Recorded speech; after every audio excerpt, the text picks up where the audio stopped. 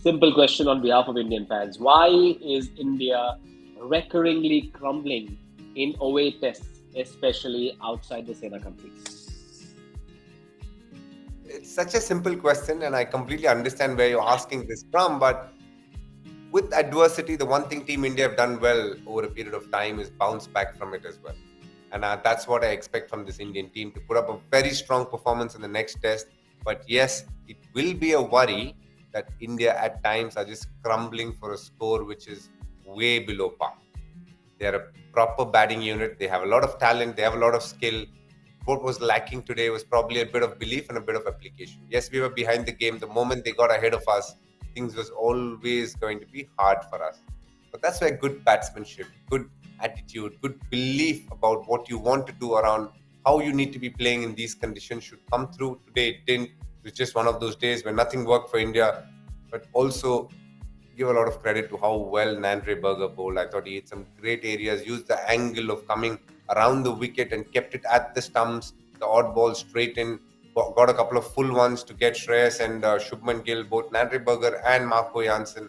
And through all of that, we had Rabada just making sure that he gave nothing away. It was a masterclass of bowling on a seaming pitch from South Africa, and a masterclass from one of the greatest that's ever played the game, actually, Mr. Virat Kohli as well. But in between all of that, there was a lot of white noise. And India can have a great day today. The scar of batting collapses continues to be painful now. If you look at collapses in recent times in India's last 5 away test results in SENA countries, a nation, a cricketing nation that takes a lot of pride in being a top cricketing country. Of course, Indian cricket is a financial success, but for it to call itself a cricketing success, India's got to win test matches and bat way, way better than we've seen in the recent past, especially in countries outside the subcontinent. It's something that is very difficult for fans across the country to accept. Yes, you can lose a World Cup final one odd bad day, but results in these countries outside of the subcontinent cannot be acceptable. It's a real tough one for fans to accept and swallow. The Indian cricketers, the ones who take Test cricket seriously, actually pride themselves a lot on how well they do on away test tours.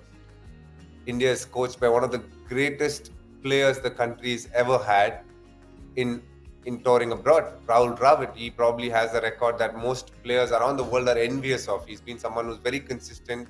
He prepares himself for those tough conditions, and he's come good most of the time.